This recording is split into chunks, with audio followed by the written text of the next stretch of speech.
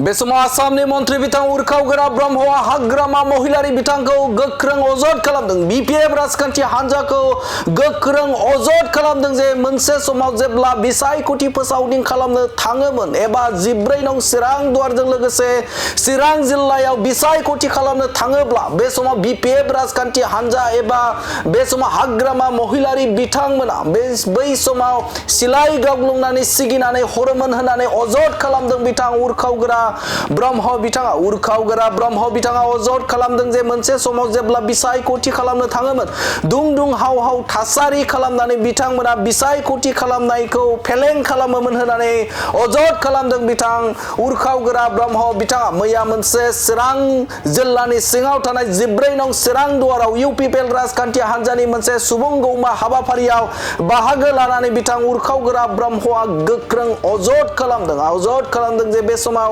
मोनसे समाव जेब्ला बिसायख'थि फोसावदिं खालामनो थाङोमोन बै थाङोब्ला बिथांमोना सिलाइ गावग्लुंनानै सिगिनानै हरोमोन होननानै बाथ्रा एबा अजद खालामदों बिथां उरखावगोरा ब्रह्म बिथाङा।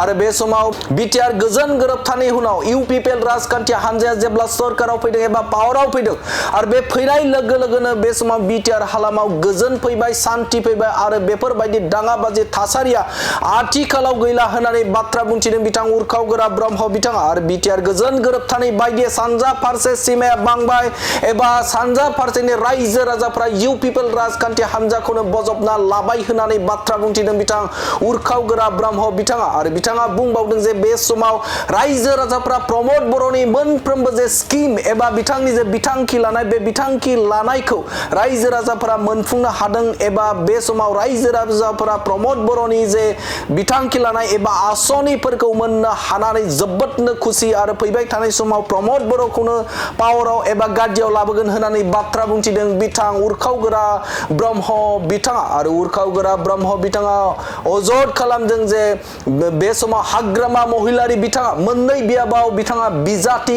गसंदों एबा बिथाङा बे समाव देबोरगाव बियाब आरो 14 नं चिरां दुवार बियाबाव आरो चिरां दुवार बियाबाव बे समाव हाग्रामा महिलारिया 6निफ्राय 7,000 भटनि गाहायथियाव एबा फारागथियाव बिथाङा जेनगोन आरो बे समाव खाम्फा बरगयारिया देरहासार जागोन होननानै बिथाङा बिबुंथिनि गेजेरजों रोखा बाथ्रा बुंनायखौ नुनो मोनदों। आरो मोननै बियाबावबो बिथाङा जेनगोन होननानै बाथ्रा बुंथिदों बिथां उरखावगोरा ब्रह्म बिथाङा। उरखावगोरा ब्रह्म बिथाङा बे समाव हाग्रामा महिलारि बिथांखौ मोननै बियाबावबो जेनगोननि बाथ्रा बुंनायखौ नुनो मोनदों। बे समाव खाम्फा बरगयारि बिथाङा मोननैबो बियाबाव देरहासार जागोन होननानै बुंथिदों बिथां उरखावगोरा ब्रह्म बिथाङा। आरो अजद खालामदों मोनसे समाव जेब्ला बिसायख'थि फोसावदिं हाबाफारियाव चिरां जिल्लायाव बाहागो लायोमोन आरो बै समाव गुलि गावग्लुंनानै सिगिनानै हरोमोन होननानै अजद खालामदों बिथां उरखावगोरा ब्रह्म बिथाङा। इसेबां मोजां सिमांखौ जाफुंनांगौबा सासे मोजां दैदेनगिरि नांगौ। हाग्रामा महिलारियालाय सोर? 17 बोसोर सासन खालामनानै बिदा फंबाय बुथारलायनायखौ हमथानो हायाखै बियो। हाजार हाजार बिदा फंबायहा जिउ गारनो गोनां जादों। बे जायगायाव दावहा जादोंमोन।